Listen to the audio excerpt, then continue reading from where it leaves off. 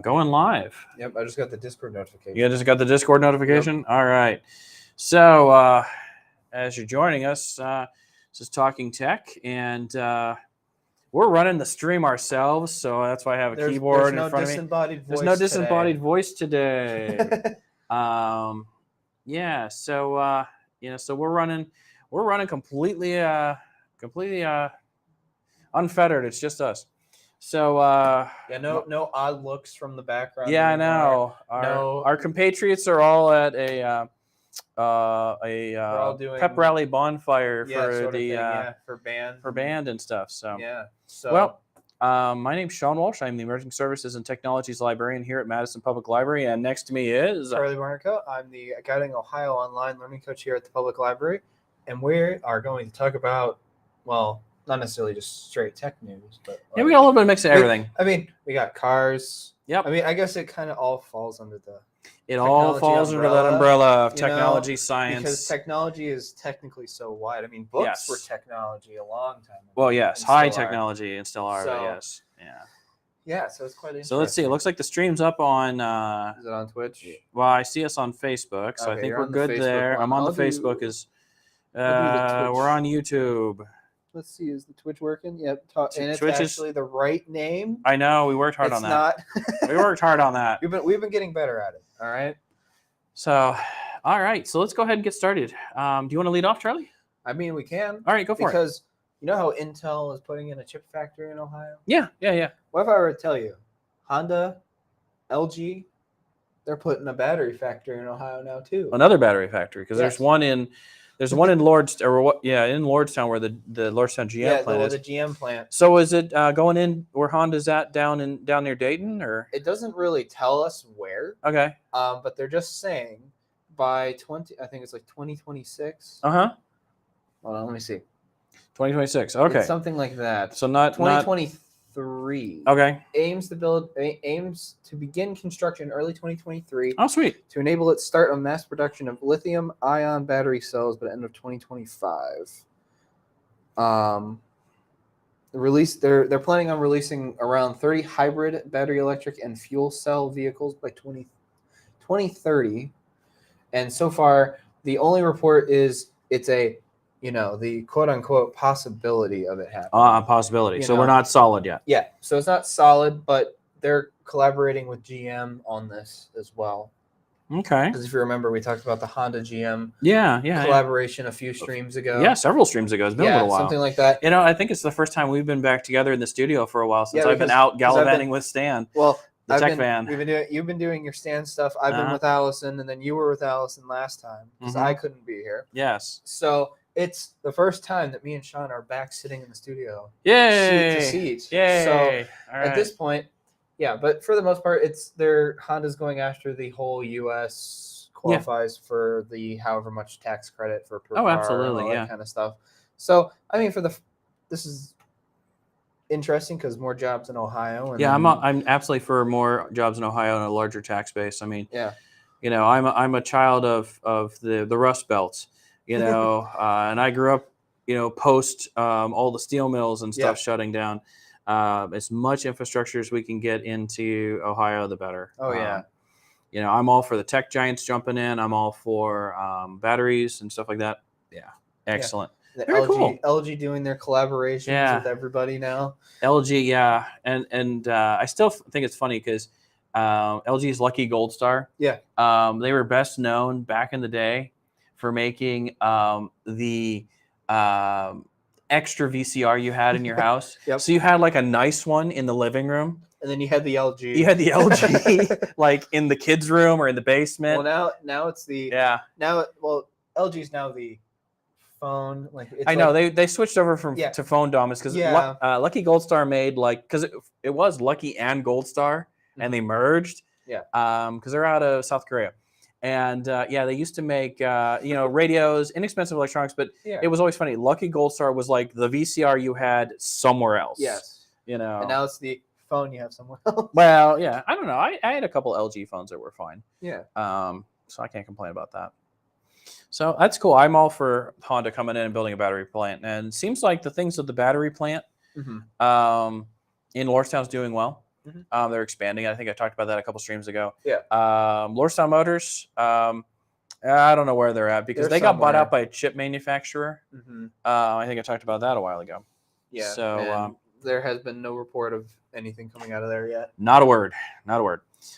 So my lead story is Artemis. So Artemis is our return trip to the moon.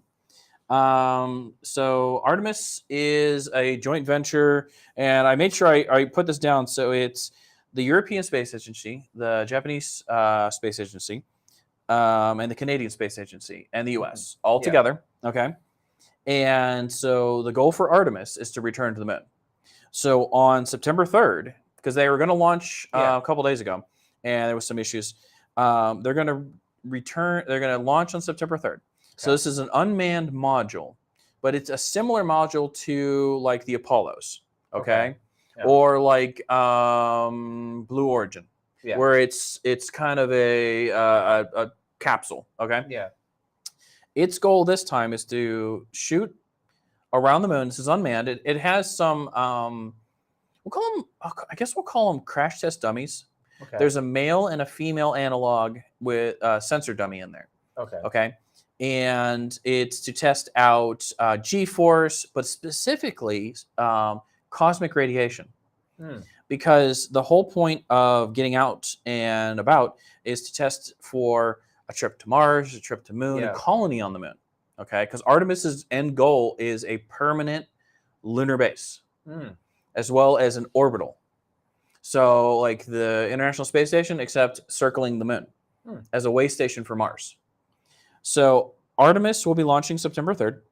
And Artemis's plan is to shoot out and go around the moon in a couple different ways. So we're going to take a bunch of pictures of the dark side of the moon.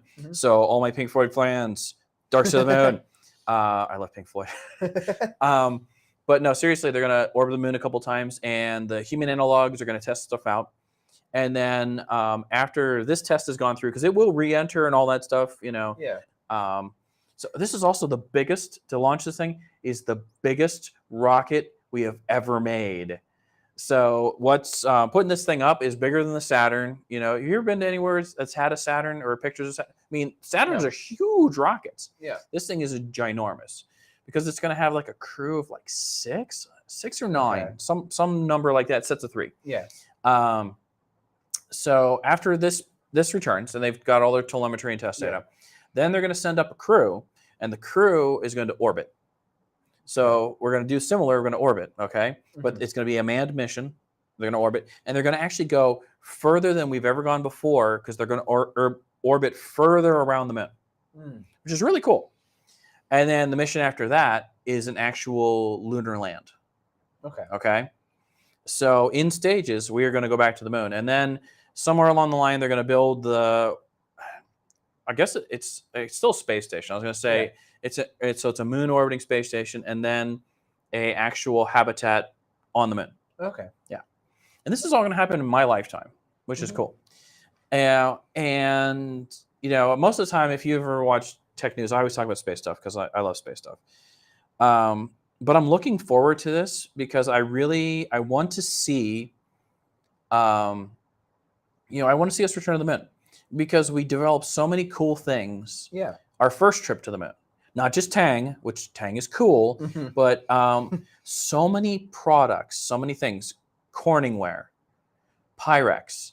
I mean, think about going into the kitchen without Corningware and Pyrex and some of those things that we make our food in, we cook in every single day.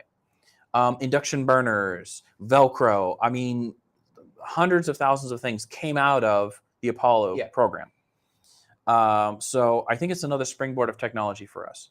Yeah. Plus, it's kind of a unifier. I want to have that experience that people had in the 60s of watching someone step out of a capsule and set foot onto the moon. I think it'd be cool. Instead of rewatching the rerun of the exactly. So I'm totally stoked. Good evening, Madison patrons. The public library's computers are going to shut down in 5 minutes. Please save your work and exit your program. Thank you and have a good evening. Thank you, Margaret. So what do you got next in your thing? So, we're talking about, technology and how it's going really, really far and how we're gonna hopefully get new stuff. Yeah, absolutely. We're gonna go back to some old stuff. Some old stuff.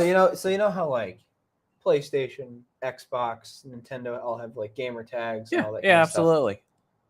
What if I say Netflix is now starting to throw into gamer tags?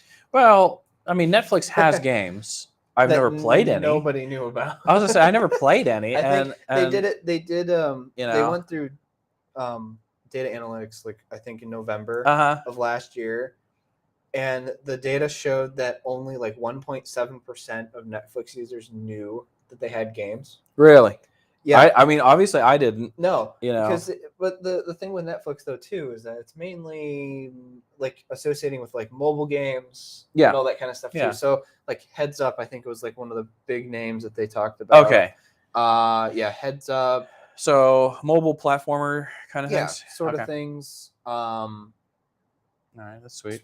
Well, no, the Heads Up game is the one that Ellen used to have all the time, where it was the card with whatever. Yeah, that game. Like headbands. It's that one, but like if you get it right where or wrong, you get it on your head and it says, I'm a banana, and you have to guess. I have to guess by your clues that I'm a banana. Yeah, exactly. Yeah, okay. I don't know why I chose banana. No, you're I'm good. hungry. Yeah, I feel that. Mm-hmm. Into the Breach, Bowling Ballers. All That's right. an interesting mobile game I've ever heard of. Yeah. Then again, I don't play a lot of things on mobile. I'm not a mobile full game PC guy. You're PC. I'm console kind of. I'm only PC for one game, and I'm console for everything else. Yeah. No, my civilization has to be on the PC. I tried it on a console. That was terrible. That's interesting. Yeah. I don't know. I'm seeing Netflix trying to capture market share, to re-spark it. Because we talked about in the last one how Netflix is losing. They're losing, but yet they're not. It's that weird, because they're not the top dog right now. Yeah. Disney Plus is the top dog. Well, Disney Plus is taking over. Hulu is hanging on. Yeah. I mean, I'm currently subscribed to Hulu for two reasons. Mm-hmm. Things that my son watches, and the Weird Al Yankovic movie that's coming out. Well, that's Roku. Is that Roku? I thought it was Hulu. I got Roku. I got a Roku anyway. It's like a Roku channel thing. Okay, I have the Roku. Actually, the Roku channel is really good. Yeah. Well, that's what it's supposed to be. It's supposed to be like a Roku. Okay, I'm sorry. I screwed up on that one. No, you're fine. It's so hard to tell what's an original of what anymore. Yeah.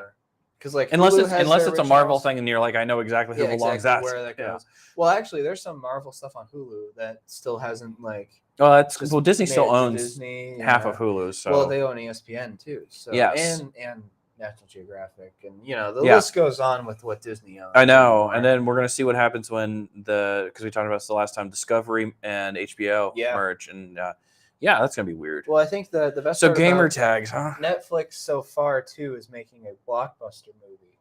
Are they? Show. It's a show, not a movie. That takes place in an actual blockbuster, the last blockbuster.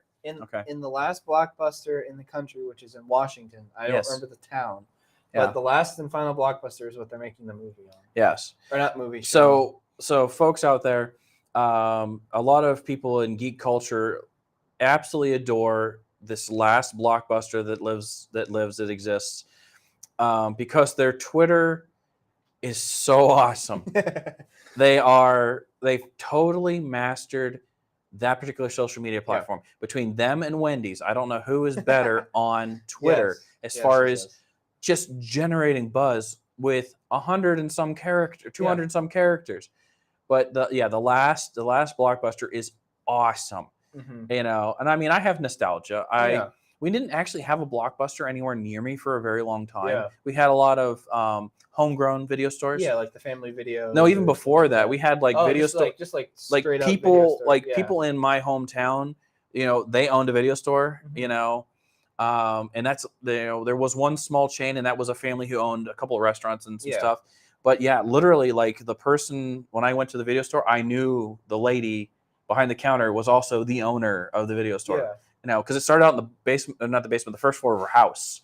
Yeah. I mean, I'm ancient, decrepit, and disintegrating rapidly, but I mean, I remember there was one blockbuster up here by us, but it wasn't in Madison. It was over in Painesville. It was the last one I remember. Yeah. I don't remember. My parents always talked about there was one here somewhere, but I don't remember where. Yeah. But my uncle took me in there like once or twice. Blockbuster was cool. Netflix was crazy. Blockbuster was cool. Yeah. Well, I remember Netflix used to send you discs. Yeah. Well, they still did that up until not too long ago. Mm-hmm. I think they finally canceled doing discs. They've been saying that they are going to, for I think it's like some anniversary. It's either anniversary or something like that. They're gonna send all the Netflix. No, they're going something you don't want. You have to send back. No, they're going to show you the first disc that was ever rented from Netflix. Really? Yeah, that'd be cool. So it could be some indie movie. It could be some like heaven major knows. movie, like kids movie or something like that. Or it could be My Friend Mac. Yeah, something like that. Or Mac and Me, whatever that running gag is that whatever. Paul Rudd always plays whenever he visits people. Something like that. Yeah, because that would be hilarious. Or like a Rick Astley. Rick roll it. Just a Rick roll. Yeah. Yeah, but so far Netflix is jumping on the whole video game, like everyone needs to have an account with me sort of thing. Well, I mean, all of my streaming services have some kind of avatar set up. Like I have one, my son has one, my wife has one. Yeah, but like this one actually has the gamer tag where it with outfaces you. And, okay. Like it's like I would compare it to Game Pass in a way. Fascinating. You're paying for the subscription to get access to certain games, and then you're also getting the access to your Netflix shows and originals and all that kind of stuff. But you still get the friends list. You still get the everything else along the lines of that. And like on Xbox, you were able to see how many hours this person has played, or actually no, I would compare it to the Facebook gaming or whatever it is. And it shows you like compared to your friends, you've scored this much against other people, or you're on the top of the board, that kind of thing. That's basically what Netflix is doing right now. There's like a lag in the chat, I just noticed. Yeah, probably. Yeah. I mean, on my end, there's like a little bit of a So feel free to throw your questions in the chat or comment on any of the stories we're talking about. The gamer tag thing, huh? So I'm gonna stay in orbit. I'm gonna stay in orbit. Yeah. Okay. So DARPA, the people who brought us the internet to begin with. Yes. Okay. They're moving forward with a project to revolutionize satellite communication. Okay. Okay. So I want you to kind of ponder this. Okay. So I'm going to read the name. So it just rolls off the tongue. You ready for it? Okay. Yeah. Some way. The Space-Based Adaptive Communications Node Program. Space-Based Adaptive Communications Node Program. Yeah. I totally could say that 30 times. But wait for it. If I say it fast enough, it sounds like space bacon. Because it's BACN. Space bacon. Nice. That's what drew me. That's instantly what drew me to the story. But, that's beautiful. So actually what DARPA's trying to do is really cool, but I'm going to keep calling it space bacon. So the whole point of DARPA originally was to connect all of these disparate systems together in the event that we had a nuclear war. Okay, so the whole point was to connect Cheyenne Mountain and NORAD and all that stuff to everybody. And then all the universities jumped on, and then they started building it out. So you started interconnecting like the Supercomputer Center at Ohio State and Youngstown and Case and Carnegie Mellon and all these different entities all started interconnecting. And then that became the internet as we knew it. Yeah. Okay. In space, all the satellites, okay, so your Telestars, your EchoStars, your SpaceXs, only really communicate with themselves, if anybody, or they communicate directly to the ground. Okay. So if you can imagine all of the satellites around us, okay, really don't talk to each other. Yeah. Okay.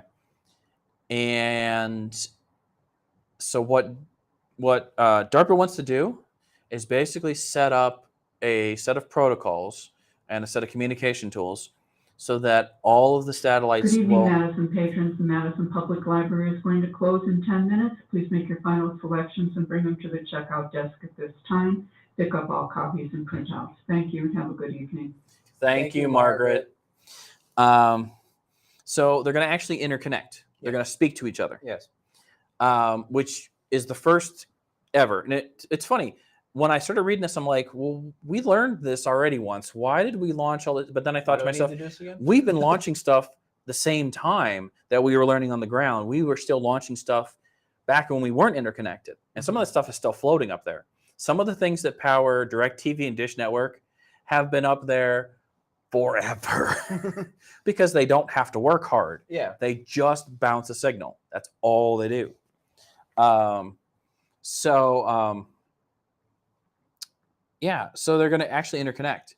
And the cool thing is they'll be able to like route data around. So you and I understand internet routing. Yeah. But think about if a satellite couldn't get to the ground. It can route the information to another satellite that might have a better shot. So you've driven with XM, right? Or a Sirius at least once, and you go by a mountain. Yeah. And all of a sudden the radio goes because you're in the way of the satellite. Or like for satellite TV, when the storm comes in, you lose satellite TV. Okay. That concept is kind of problematic when you're really using satellites for other kinds of communication. Like say during a FEMA emergency, they're using satellite phones and stuff. And or if you're really far in the middle of nowhere, you're using a satellite phone. And you may not be able to hit the satellite you want, but what if you can hit any satellite and it just routes it where it needs to go? Yeah. Which is really cool. I'm kind of excited about it. And it kind of leads into some other stuff going on. So I'm going to do 2 for 1 on this story. Let's see if I can find where my story shows up at. Did I move it up here somewhere? Because I still use paper. Not a laptop like me. Not a laptop. I'm a computer guy and I still use paper. Yes. I can't find what I'm looking for. I'll find it later. The man's killing trees. Well, a stick fell on me as a kid. I'm getting my revenge. So we all know that in this particular area, certain cell phone carriers have problems. Oh, yes. When I drive from the library, I hit a dead zone about Madison Village. And that is not disparaging Madison Village. It is something with my cell phone carrier that it drops about the time I hit Wild Burrito and doesn't pick up until I'm almost to 90. Nope, I agree with that one. And then as I go out like towards your house, like as I go towards the lake, I also hit another giant dead zone. Mm-hmm. There's like 2 dead zones in here. Yeah. And it's like, okay, am I going to have signal? Am I going to be able to tell? So, yeah, exactly. So the major players in cell phone and the major players in satellite are going to start bridging that gap. Okay. Instead of dotting towers everywhere. Yeah. We're going to start moving more towards where your sat phone and your cell phone are the same thing. Because it used to be you'd spend huge amounts of money for a sat phone. Yeah. I mean, because my dad had to have one for work a couple of times when he was pretty far in other countries where there just wasn't infrastructure. So your cell phone and your sat phone will be the same thing. So if you can imagine now, if your phone can't reach Wi-Fi, which is now its default to make a call, then it tries a local cell triad because all cell towers work in 3s because that's how you do triangulation. That's how it does everything. So that's why you see a lot of 3 towers together. Yeah, is because that's one tower for each one of the carriers. If it doesn't have a partner carrier, like T-Mobile is on the Verizon towers, I think, and I can't think of who's all together, but usually say 3 together because that 3 pairs up another 3 up here and another 3 down here. And that's how they triangulate you, but also how they carry your signal and balance things. So if you can't hit your triad, your other option is either 1 tower, 2 towers, and a satellite, or just pure satellite. But it'll kind of default through Wi-Fi, towers, satellite is what they're talking about. Okay. So your phone will normally go to satellite. Now, the satellite restrictions will still apply unless DARPA gets their way and gets that done, which would be awesome. But so satellite, again, if you're in front of a giant mountain, if you're trying to hit the satellite that you can get, you're not going to get it. But in some place like Madison Township, we don't have that many obstructions that are high enough to get in our way. Unless you're over by the nuke plant and you're in front of one of the cooling towers, that's just a giant water shield. Oh yeah, because it's just those are full of water. and concrete and rebar. So, yeah. Yeah. Unless you're right in front of there, you're probably going to get a signal now with that setup. So it's pretty cool. Yeah, so that'd be interesting. Yeah. So what's your next story? I did two for. So yeah. You know. I'm gonna go with a few car ones because why not? Because I think we will call you our automotive correspondent. Yes. Doesn't that sound official? Because you do more car things than I do. Yeah. Some days it's like I find more car stuff. You find more car stuff. Just depends on the day. Most of the time it's yeah. Most of the time I'm the space guy. Well, I'm our space correspondent. I like racing and all that kind of stuff. I mean, I like NASCAR and that stuff, but yeah. I'm the guy that will go over to Europe and see Formula One. I would do that too. Occasionally. I would totally do that. Yeah, but I mean, there's Formula One races in the United States too. Mm-hmm. They just went to Miami like 2 3 months ago, like 2 or 3 months ago, and then they're gonna do Circuit of the Americas, which is in Texas. That's coming soon. Yeah. So cool. And they're supposed to do Vegas next year as a road course. So it's gonna be interesting. Sweet. But Formula One now has a new powertrain provider, which is going to be Audi. The rings. Yes, the 4 rings. Auto Union. Yep. Sort of. Because we talked about that at one point. Yes. Why they were 4 wings.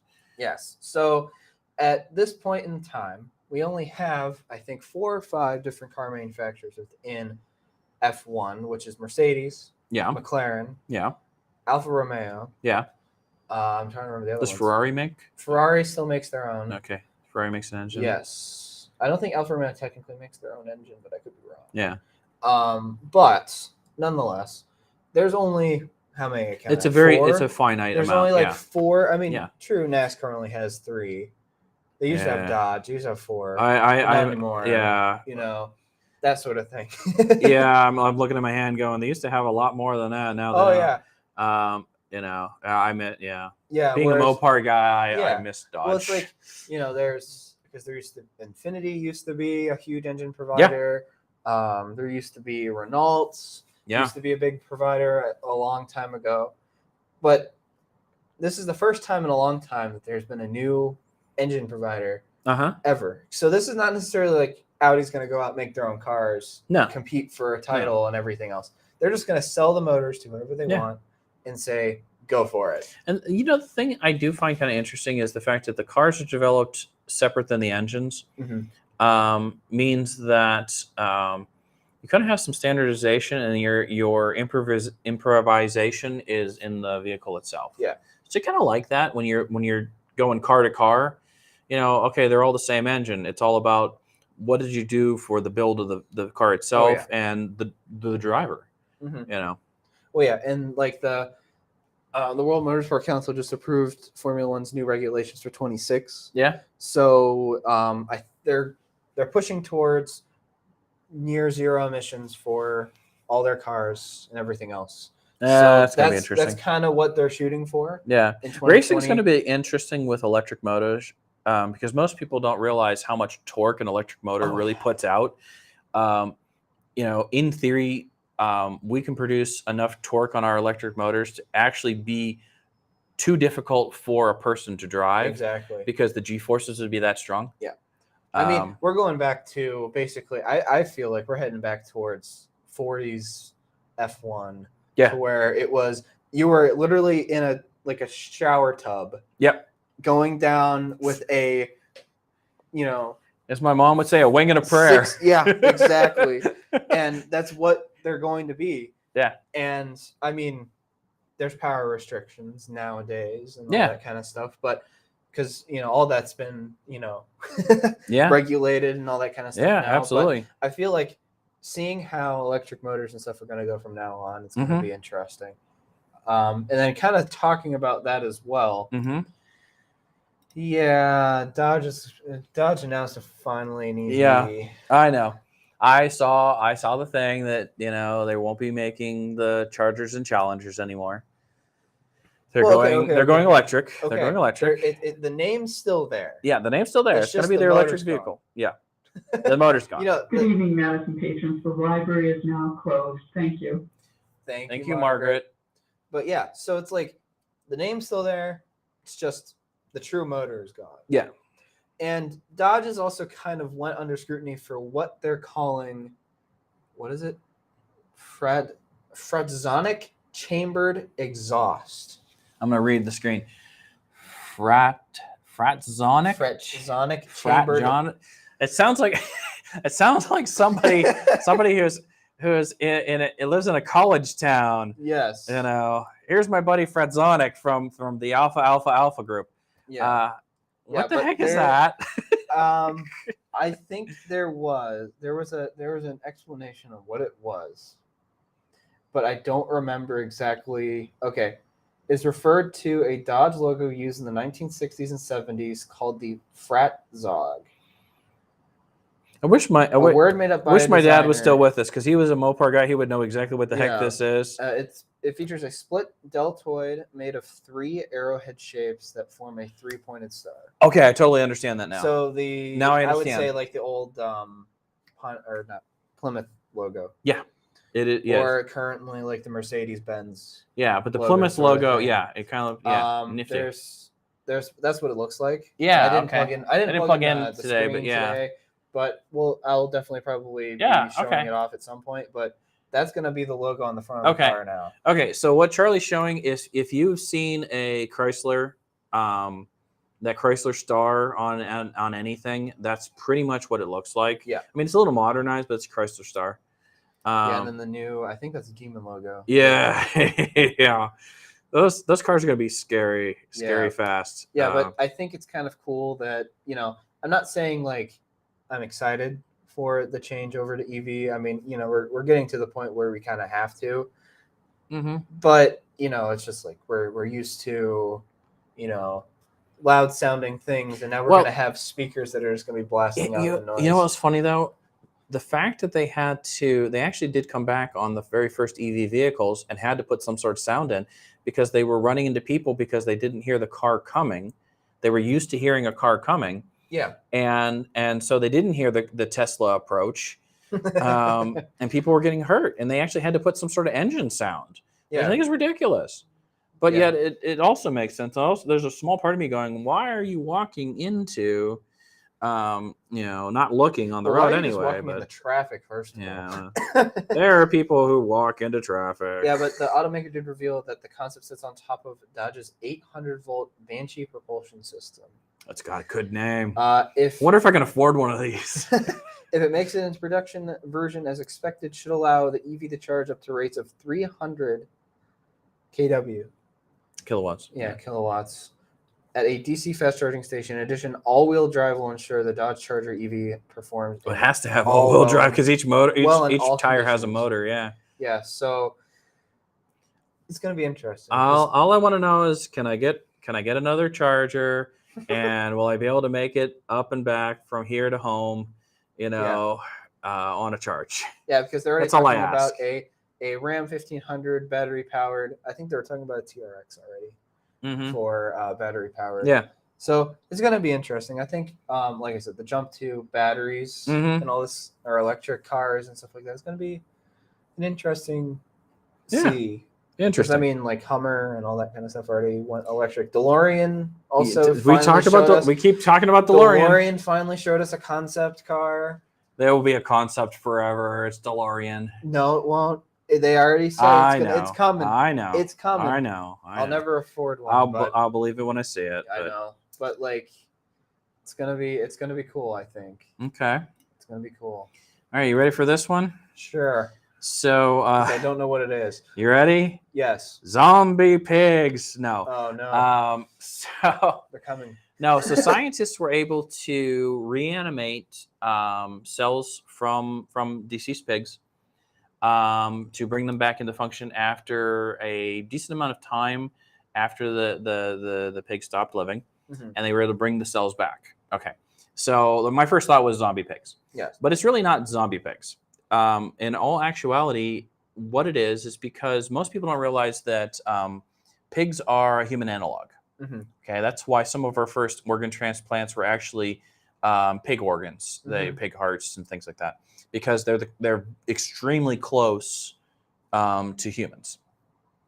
So the experiment to bring the cells back actually is not to create an army of zombie pigs, but to help extend out the viable usefulness of an organ. Okay, so when you do an organ transplant, when the blood flow stops, the clock is ticking and ticking fast. That's why they fly them between hospitals, and I mean, you've seen so many medical TV shows where they're they're carrying the igloo cooler with someone's kidneys in there or whatever. They've got to make it within so many minutes or whatever. And so this concept, this being able to extend out the cell's viability means that sometime in the near future, or at least organ transplants, that window isn't so small.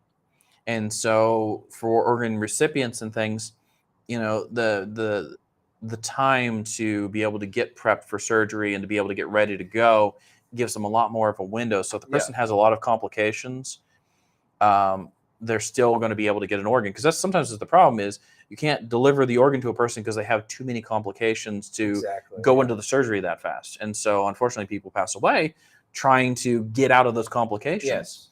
And now, if you need to take a little bit longer to get someone into surgery, because of complications or because of other things, the organ will still be viable. So I'm kind of stoked about this, but literally I saw this and went, this is how you get zombie pigs. You bring this thing back from the life, back to life from it being dead. Just something bad happens. Zombie pigs. Yes. So if anything you take away from tech news tonight, zombie pigs. Well, we're going to go from zombie pigs straight to food, because, that's works, us. right? We're always, we go haven't from mentioned Taco Bell subscription service. We should right now. I haven't seen, well, here's the thing. I haven't heard anything about it. I know, it kind of dropped off the face of the earth. I know of the new Taco Bell location that it looks like a bank, and it like drops your food in through a tube and everything. We talked about this last time. Yeah. But sweet. I've heard nothing about the subscription. I know. We're going to have to go back and research $5 a month. You got one free taco, I think, a day. Yeah. Or something like that. It's the greatest nerd food thing ever. Yeah, exactly. If they did White Castle like that and there was a White Castle near me, I'd be in trouble. Yeah. So we're going to kind of go on the food, but this was kind of like a whoops sort of thing. So Burger King, right? If you have their app on your phone and you put an email, you made an account with them at any point in time, maybe within this last month or so, you got an email from them with a blank receipt. Yeah, that happened. And it was real. They owned up to it. Yeah, they're like, whoops. And so they said it was an internal processing error on their end. That's a big one. But it was sent, because I even got one. You got one? Yes. I didn't realize you got one. I was on a trip somewhere, and then all of a sudden, I get an email from Burger King saying, "Thank you for your order." And immediately you went, and I'm like, who stole my credit card? Yes, exactly. I started going. I went to the app. I made sure that everything was fine, like I wasn't signed out or anything else, and nope, it was just Burger King being Burger King, and they just for some reason. It's the weirdest viral marketing thing ever, isn't it? Yeah, but I mean, at this point, as long as no one was charged, no one was, was given a Whopper. I mean, it would have been funny if everyone got a free Whopper for it, but something like that. But this just happened. No one knew why. Burger King really hasn't really even said owned up to why. Yeah, they said that. Oh, we did it. There's some guy in the data center of Burger King who, while moving something around in the server room, accidentally unplugged and plugged something back in, and it sent out an email out of nowhere. Yeah, and so if you ever receive one of these emails, just so you know, you're fine. It's okay. You're special. Yes. Yeah. Yes. So on that same vein, so yesterday, the 31st. All right. Our fine friends at Apple fixed a gigantic flaw in iOS. All right, so I'm not going to really disclose what the flaw is, but let's just say it was bad. Finally had something wrong with their OS. Oh no, they've had lots. That's the thing. People think it's pretty secure, and it's not. No. Apple, their iOS is unsecure as Windows, as Linux, as whatever. I call it Swiss cheese. Yeah, Apple is Swiss cheese. Apple is Swiss cheese. See, here's my favorite term. It's security through obscurity. Okay, the only reason someone's secure is because no one cares about that platform for hacking. Yeah. Okay, but they did have a gigantic one big enough that I'm going to tell our listeners, if you have an Apple device, please make sure that you go into settings, and if there's an update, run it. This one's kind of a big one. But the funny thing is, at the same time, Chrome patched a whole bunch of stuff too because they had a 0 day. Another one? Yeah, another big one. So a 0 day is a vulnerability in a software program that no one knows about, okay, in the company. Someone out in the real world knows it exists. And they call it a 0 day because it's not something they expected. And it just shows up on day 0 of like, they'll say, okay, here's when the virus has happened. What's the day 0? And they'll trace it back to a security thing. So that's kind of where the 0 day came from. It's the same as tracing back a virus or whatever. So yeah, Chrome had this giant 0 day. Windows patched like 100 things. Yesterday was pretty rough. Yeah, pretty rough for. That's why OSs a couple of people were saying why some of the some stuff on the internet was really slow, and or some services, because there was some major services that kind of had a little blip. It was literally everyone patching the life out of everything. No. So if you use Chrome, don't worry about that. It's patched itself probably as long as you're connected to the internet. Microsoft ran their patch. It's patch Tuesday. You do patches on Tuesday. Apple, just make sure you download it because it's not a force to download. Yeah. And who else had another one? Android. I forgot that because my Android update just went through. Yep. So Android had one too. Well, I mean, I already I updated Android 13 not too long ago because Google devices like Pixels and stuff have gotten the Android 13 update from like it started last week or 2 weeks ago. Yeah. So I've been running that from the great Android on high. Yeah, I mean, for at this point, I haven't had any issues, but I probably should check because I haven't even thought about that. I didn't even know about it until now. Yeah. So 0 days, gotta love them. Yeah. That's why I do security research periodically. Yeah. So what else? What do you got? I'm going to talk about something less scary, maybe. Some interesting technology. Okay, something less scary than a bunch of viruses eating us alive. Yeah. So everyone may or may not know of the name of Corsair. Yes. If you have played video games or have been into video game community long enough, you should know their name by their controllers, their mouses, their keyboards, and all that kind of stuff. Their fans, their cases, all that cool stuff. Ironically, where that's where I know. So, if you bought a computer from Gateway or Compaq in the early 90s, Corsair was their go-to company. It was always Corsair Memory, always. Because they had a real deep partnership with them. And then when Compaq and HP merged, I think Corsair kind of lost out in that deal, and they fell out of there. Branded on their own. Yeah, they kind of ran off on their own because Samsung and Micron kind of took over at that point. Yeah, Micron was like the end-all, be-all at that point too. But Corsair was kind of chugging along. They were the memory people for a long time. And then they diversified, and then like it was kind of funny because, I'm not as much of a PC gamer as you are. Yeah. But like all my gamer friends, like I noticed when I was over their houses, I'm like, why is everything Corsair? When did that happen? Yeah, because Corsair, like when gaming was starting, they were like, they got smart. They jumped in on the ground floor. Yeah. And they're still making memory. They're still doing anything. And the memory is very good still. Yeah, and now they're jumping into the monitor market. Yeah. So Corsair last year came out with a monitor. I don't remember what the exact name was, but I know everyone was talking about it at one point because it was super a big fancy. Deal. Yeah, it was a big deal. It wasn't like a great deal or anything, but it was like Corsair is trying to make monitors. Yeah, it was a big deal. Right? Yeah. So Corsair partnered with LG. Lucky Gold Star. And LG is working on. Well, LG's known for their displays. I mean, they have the Ultra Gear series. They have done very well with their displays. TVs, especially, everyone knows LG. Yeah, LG really got good in the TV market. LG more or less is working on a flexible panel for TVs and monitors. Okay, so an OLED. Right? Yes. Okay. It's a QHD. A QHD. Okay. Yes. Oh no, it's a WOLED panel. So it is an OLED. It's panel. an OLED. It's an organic LED panel. Or organic light emitting diode. Yes. Organic does not mean it's made out of living things. Yes. I do have to clarify that every time I say it because people think it's living things. Yeah, no. But basically, in this retrospect, the screen folds. All right. Well, it curves. It curves. It doesn't fold. It's not like the new phones that fold in half.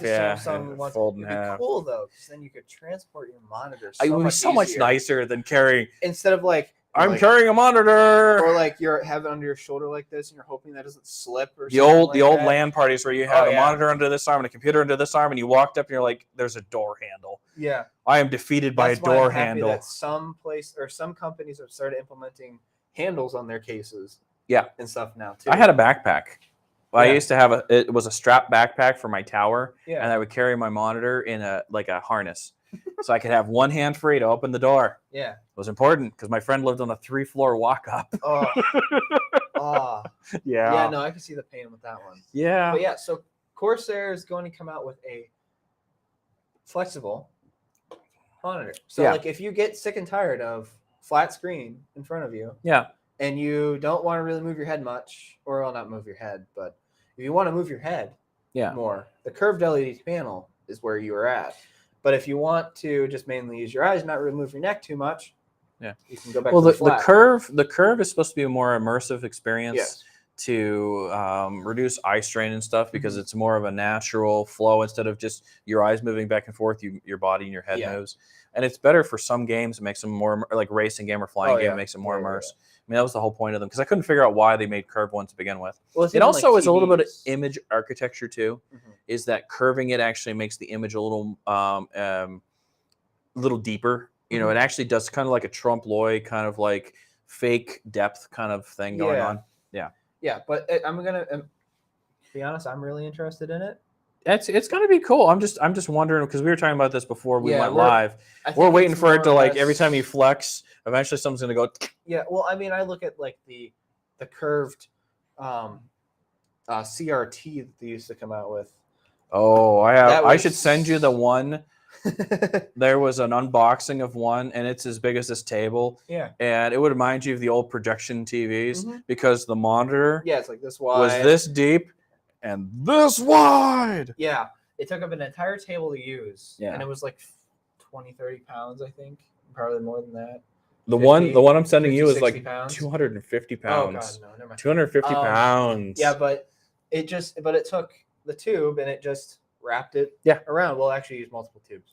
It used multiple tubes and mirrors and all that crazy prisms stuff. And all kinds of crazy stuff. Because there was lots of crazy stuff. There were still like lines between, so like you could tell where it ended. But this is interesting because it finally gives us the capability of changing it. Yeah. Instead of like, you buy a curved panel, then you always have the curved panel. Yeah. And then you're stuck with a curved panel because you're not going to spend another $600-700 on a flat panel or anything like that. This gives the opportunity to be like, all right. And some applications it works and some it doesn't. That's why I see the advantage of it.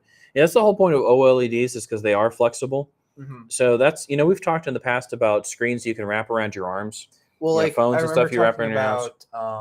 TCL was talking about doing a roll-up phone at one point. When it looked like a scroll. And it kind of like rolled in, rolled out. I've got a text message. Compared to like Samsung's like Fold or I don't remember. It's like Flex and Fold or something like that. Whatever the heck they call it. Yeah, whatever they call it. Yeah. But it's not like it like hits like right here in the center. There's enough eventually you'll get a crease. There's more of a gradual bend. Yeah, like this is like you'll bend it to a certain point and then bring it back. But I'm wondering how long will that take for you to? Well, that's the motion. Back and forth. Like whenever I want to break something, the whole motion is back and forth, back and forth, back and forth, back and forth. If I want to like break off a piece of plastic or a piece of aluminum or something, break it back. And that's I was watching a video on this like last weekend until we were talking about this now. But he was like, because they had like the the prototype model. It's not official. It's not final or anything else. But like he scared himself because when it comes back, you'll hear it click. Ooh. So that it tells you that it's done, made it to a spot. Yeah. So he said he heard it click. And he thought he broke it. Oh, so he was my first thought. And everything else. He was like, I just broke a priceless prototype. Yep. So he was losing his mind. Whoop. But he said that it was fine. It was fine. And the guy from Corsair reassured him that everything's fine. You're okay. It's fine. It's supposed to do that. You're okay. I'm okay. We're all okay here now. But yeah, so it's definitely going to be nice because now I can, if I buy that panel, I don't have to worry about being like, oh, I wish I had a curved panel. Yeah, no. Sort of thing. So now that I'm done ranting about a monitor. Yeah, it was fun. Feel free to move on to something. I'm going to move. That's not ranting. So I'm kind of excited about this particular one because this is right up my alley. So MIT engineers have developed ultrasound stickers that can, basically do an ultrasound into the body. So if you've ever had an ultrasound, they use an ultrasound wand on you, and I get a lot. I actually, unfortunately, get a lot of ultrasounds for medical reasons, and there's nothing less fun than a person who has to use an ultrasound wand on you as they're kind of like cold gel and they're grinding it into you. Yeah. And I'm not knocking the ultrasound technicians. All of them have been very lovely, wonderful people. But like the last thing I want is someone going up and down my side or specifically my back, or, with this ultrasound one where this patch, you just put it on. Okay. Mm-hmm. I just smacked the mic. You just put it on and then you attach some leads to it and it's doing the ultrasound. It's not moving back and forth. It's just there sending the sound waves. It's like similar to it's like 80 crap. Well, it's like an EKG where you just put a couple patches on. Yeah, well, I'm also talking like the defibrillators. Oh, yeah. Because they went to patches AEDs. Too. Yeah, AED. Yeah. They went to patches now. Yep. Instead of the, hard Paddles. Metal panels and paddles, going like this. And it's a patch. It's a patch, and then you can just get back, and then you don't have to. There's no more. No more getting it ready. It charges. That actually doesn't really happen in real life. That's only in movies and ER on TV. Well, yeah, because you really just hold them like this. You really just kind of a button. It charges, and then boom. You whoop. Yeah, and there you go. That's about it. Yeah, you don't like rub them. I don't know why you rub. They always rub them together. Like dramatic effect. Dramatic effect. I'm gonna make a fire here while I'm at it. But yeah, so these stickers. So if you can think about it, ultrasound machines are actually fairly large kind of things. It would be kind of cool to like in the field. So say there's been a major accident and you need to see for internal injuries. A lot of times you use the ultrasound for that. EMTs, paramedics could have these things and just slap a patch on the right spot and have an ultrasound.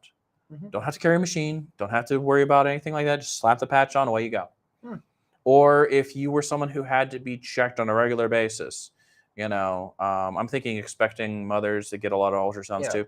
Just have that patch ready to go. Slap it on there. Mm-hmm. See how well the new little baby is going to be. That would make it a lot easier it would actually take a lot of time off of hospitals as well. Yeah. Because then they don't have to take time out, get the machine. Could you imagine like having this thing attached to your side and dialing in and say, doing like a voice chat with your doctor? Oh, I can see I can see your telemedicine. I can see your kidneys look fine, Mr. Walsh. Because it's always for me kidneys. Your kidneys look fine. They don't look. They always say they're angry. That must be my favorite medical term. Your kidneys are angry today. I'm like, yes, they are. Thank you. I'm very aware of that. They're always mad at you. It's like the Hulk. They're always angry. Yeah. So I kind of think this is kind of cool. MIT. I always love MIT. They always come up with weird things. They always come up with the interesting things, right? There's a lot of. It has to be fun, like hanging out at MIT, watching these people go, I'm going to build something that does this out of nothing. Yeah. I'm going to do this. All right. I don't care if it works or not. Okay. But here we go. All right. So. Oh my gosh, I'm just reading the title Asus, now. Computer mainboard company. Yeah. Everyone knows them as, motherboards. They reliable motherboards. Yeah. Reliable company. Everything else. This is the first recall that I've been alive that I've ever heard Asus's name ever. And I'm reading it. Yeah. And it's ridiculous. So Asus recalls 10,000. So this, if anyone's affected by this, please make sure you read it. I'm actually going to read off some of this. Asus recalls 10,000 Z690 Hero motherboards because of backwards capacitor. So at least 10 motherboards have overheated and melted so far. Which is dangerous, but I'm laughing because it's not hard to do. So any Asus flagship motherboard for Intel 12th Gen, anytime before December 2021, you better check if it's check if it's a ROG Maximus Z690 Hero and get it swapped out. Let's see. Let's see. So roughly 10,000 motherboards were affected with serial numbers starting in MA, MB, and MC. The serial number which you can find on a label next to the 24-pin ATX power connector on the motherboard's box if you happened to keep it. Okay, so most of these motherboards are not in branded PCs. No. They're going to be in PCs that were built by companies? There could be. No. So like these like are Micro Center? No. So these are actual, like, you can buy off the shelf motherboards. Okay, but they're not in a Dell or an HP. They're not going to be like in your typical Dells or HPs, because Dells and HPs, they'll have their own proprietary motherboards. Now, I'm saying that more for the benefit of the audience. Yeah. So like Newegg, or if you went and bought like a PC off Newegg from like ABS or something like that. So if you build your own PC, or you go to a company like a Micro Center, which sells built PCs, you could have one of these motherboards. You could have possibly one of these boards, and this doesn't mean that they're still somewhere in a warehouse waiting to be sold. Yes. So this is where, if you ever buy anything, you need to, check and see what you have before you just plug it in and go for it. Right? Yeah. Unfortunately, when someone builds you a PC, it's good to actually know what all goes in it, because each component has its own warranty. Each component sometimes has to be maintained. But the backwards capacitor thing is electronics 101. Yes. They are directional. That is how they work. There's an in and there's an out. And the thing is, the worst part about this was test these things. The worst part about this was, it was the machine that put the capacitor on was set up backwards. Yeah, the glasses are coming off. And they did not know that. Oh my gosh. Until 10,000 motherboards were produced. And then they took 3 months to even talk with the how do I say, the overseeing people and government officials and things to even give out this recall and how to do it. Yeah, because you have to. Most of the time, we're familiar with recalls for automotive things. Yes. But motherboards, like the FCC and all that kind of stuff. Yeah. It took them this long. Well, it's a lot of paper to say something. I know, but like, I mean, this is not the first kind of like parts, like PC sort of thing that has happened. Like NZXT, which is their known case manufacturers for a lot of people.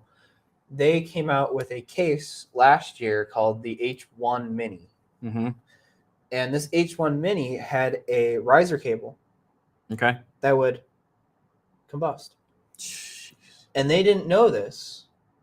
That's more of a an issue of long term. Yes. Okay. I mean, that's why you burn things in. Well, the issue with this case too, it had horrible airflow throughout the entire thing. So that manufacturer's known for bad airflow. It did not, it didn't get the chance to even cool off. So that's where that happened. And then there was also, of last year, Gigabyte in their power supplies. Well, yeah, Gigabyte's power supplies were pretty shitty for a while. It was only one model that really did it, but anyone that bought one, they were all bundled with new GPUs that people were buying. Yeah. So either they were buying it because it was a bundle that they could get and they just sold the power supply off, or they put that in their system to use as a, an actual power supply for their thing. So, So viewer Morgan, yes. If you purchase something from Newegg, check your motherboard, because that would be where you would get one of these from. I mean, this is like one of their high-end boards. It's not a high-end board, but still, people. Sometimes people will throw high-end boards in low-end machines and not worry about put it. high-end boards in because they want high-end boards. Yeah, that too. But there's a reason why I've got a Hemi in the vehicle. Yes. It's my daily driver, but that doesn't mean anything. Yeah. So it's an interesting world where they're going to do recalls, but I'm going to go back to this whole concept of what we call a burn-in, which is where you put a motherboard on a test rig. Yeah. And you run it for my embroidery software. Yes. You run it hard. You put a lot of you basically you max out everything. You and I do this. We know we've done this with PCs in the building here. Yeah. Actually, so Morgan's coming on the embroidery software. In all seriousness, the stuff that she uses actually taxes PCs. It's similar to what Joe does because it's vector graphics, high-end vector graphics. Embroidery is no joke. Yeah. It takes a lot of CPU and memory to run an embroidery machine. I can see it, yeah. did not realize it, but then in my head, it now makes sense because it's vector graphics and it's rendering and stuff, and yeah. So you've got your hardcore gamers, and you got your hardcore quilters and embroidery people. Exactly. You know, so like literally at the same computer show, you've got someone who's like got a tricked out case, water cooled, and you've got someone who's going to hook it up to a Singer sewing machine, and it's still water cooled because they're running it hot. Oh yeah. But yeah, you know, but they are giving everyone a motherboard free of charge. Well, they should. So it's complete, swap out, swap back, everything else. And this time it won't have backwards capacitor. Hopefully capacitor. Not. Is it backwards capacitor? Yes. And so at this point, I have trouble with production things like that where this should have been tested with QA QC. Yeah. Long before we got to 10,000. But whatever. But at this point, Yep. Anything has happened. As you can see, Gigabyte got away with shipping out PCs, and they still haven't really done anything about it. No, they haven't really owned up much to it. Yeah, they said that it was only under certain conditions. Yep. That it happens. Yep. So it's 8:00. Yes. I figured we go 2 maybe minutes after. 2 minutes after. Maybe one more story. One more. You want to do one more? Yeah, I think I want to do one more. All right. So this is my current favorite thing in the whole world. Okay. I'm excited for this. Scientists have created microbots that can automatically brush and floss your teeth. University of Pennsylvania. All right. So you put these nanobots, these microbots in your mouth, and they scrub. So if you ever watched Farscape, which is a sci-fi television show, it's actually Jim Henson. It was out of Australia. I can't think of what channel. I think it might have aired on Sci-Fi Channel originally. Probably. It might have aired on network TV for a little while. It was Farscape. It was a really cool sci-fi show in the vein of Star Trek and stuff like that. And one of their joke moments is that, this Earthling gets put on this alien ship and he's trying to figure out the world, and he's eating something, and he's trying to find the bathroom and other stuff like that. A lot of human jokes. And he's kind of like that, everyone gets my mouth, and this alien grabs this thing and shoves it in his mouth, and they say, "Don't swallow." And it's this little creature that cleans the mouth. And it was as a I won't say a kid. I was like a high schooler, I think, when this was out. I think I fell off a chair laughing because it just struck me as it was really well done. It was so funny, so absurd. Everything else, it was like you wouldn't think of something. So absurd. It was so funny, and it was Jim Henson. You got to remember, it's all puppets and animatronics and stuff. So this thing, looked awesome. And so I read this and thought, Jim Henson Company, here it is. But there's also kind of a part of me going, this kind of makes sense. We haven't changed the toothbrush much. We've added water picks and moving toothbrushes and stuff. But for the most part, it's still up to you as the user to make it work. Yeah. There is a human error aspect to brushing your teeth.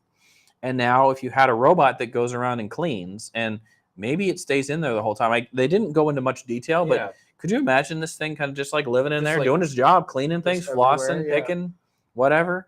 Think about like how many people wouldn't have gum disease, dental stuff. So to me, I thought it was really cool. Yeah. So I figured we'd go off on something that's just weird as we do. As we always do. Yes. So thank you again for watching Talking Tech. I'm Shawn Walsh, Emerging Services Technology person, and Charlie. And so we thank you for joining us. We've had a lot of people in and out. Thanks, Morgan, for chatting with us. And, catch us. We're going to be the first week of the month now. Thursday of the month is now our new time slot. And we'll be talking about technology and technology news. And also we take your questions. So if you ever have a question, you're like, hey, this is your chance to ask the tech guys. And if we don't know the answer, we will get back to you with an answer. Yeah. So check out our other things online. We have a lot of good things on our YouTube channel. We stream a lot of things on Twitch. And be safe out there, and see you on the interwebs. All right.